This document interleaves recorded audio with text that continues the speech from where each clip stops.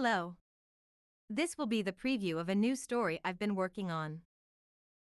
I hope it does well, as SRMTHFG was one of my favorite shows as a child. I'm still working on the story and would love to hear suggestions of how I should have this play out. I own nothing but the story I type. What if Issei used to be Chiro of the Super Robot Monkey team? Chiro from Shugazum, having lost his team, lost himself to training and learning from the videos and notes left behind by his former team. No. His former family. And improves the super robot and himself to the point of lunacy. Having lost all of his friends and his crush to the resurrected Skeleton King and his forces, all orchestrated by the influence of the Dark Ones, Chiro no longer cared for what was right anymore. With the robot now powered by the power of a condensed star, and influenced by the power primate that courses through him, Chiro brought the fight to the Skeleton King and his forces. After a brutal massacre, Chiro turned his sights to the Dark Ones themselves. Once he learned all he can of magic, alchemy, and science, Chiro changes all he can of both himself and the super robot to finish his fight. After entering their reality and fighting for 6 days and nights, Chiro has made the decision to just end this evil dimension and everything in it. Infusing both the power primate and high levels of magic into the condensed star core, Chiro thinks of his fallen family and friends one last time before detonating it. Chapter 1: A Fallen's Mistake. Issei was standing on a bridge staring out to the ocean, his thoughts lingering on all he had lost before coming to Kuo. Everyone. Hey. Sigh. Issei turned to his right to see a violet-eyed girl with black hair running up to him. She was wearing a school uniform that wasn't from around Kuo, if someone would care to pay attention. The girl slows to a stop about 10 feet from him. I was wondering. She appears to be flustered while trying to speak. Issei still held his bored gaze. I saw you come here for a while, and I was wondering if you would like to go out with me? Now usually. Issei would be intrigued on why some random girl he knows he has never seen before is asking him on a date. However, today was the anniversary of his family's death, and he was definitely not in the mood. Look.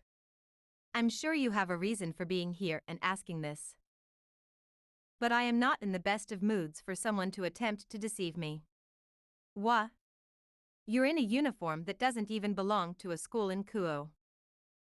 I know full well that you have not been watching me here for a while, and the look in your eyes is of disgust.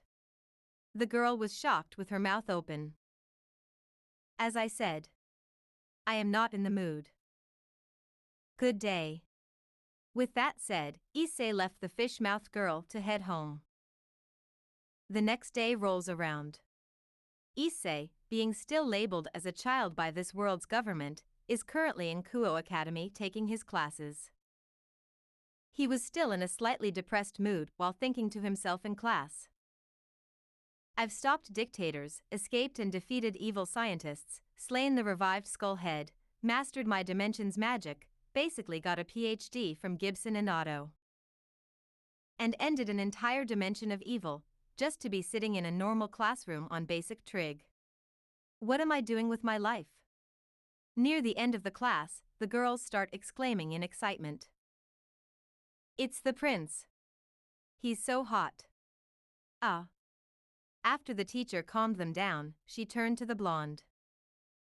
Do you need something, Kiba? Yes.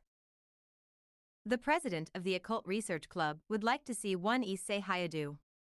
Whispers emerged among the girls while the guys gave death glares to a bored Issei. No thanks. Kiba started to sweat at the near-instant reply while more shocked whispers and more intense glares appeared. The president would really. No. I'm already in the coding and cooking clubs, I'm not really interested in magic or the occult, and I don't care to change anything about it. Having no other reason to stay. Kiba was forced to return to Rias and inform her of his failure. As school let out, Issei was asked to stop by another black-haired girl with violet eyes. This girl, however, had long hair and an ample figure. She is known as the second princess of Kuo, Akino Himajima. What? The irritation in Issei's voice was palpable. Akino blinked for a moment before continuing. Ms. President would really like to see you at. I already told your poster boy no. What makes you think I'd change my mind for you? She was shocked. The sultry tone she used usually made any normal boy fall over themselves to try and please her. This Issei, however, was a much different story. There was no care in his gaze or in the bored look he sported. Kiba was sent to get him earlier, as any time girls would speak to Issei, he would always keep his most known expression. It was a shock to Rias and the club, as they were under the impression Issei was homosexual. Now she sees that for one reason or another, Issei just didn't care.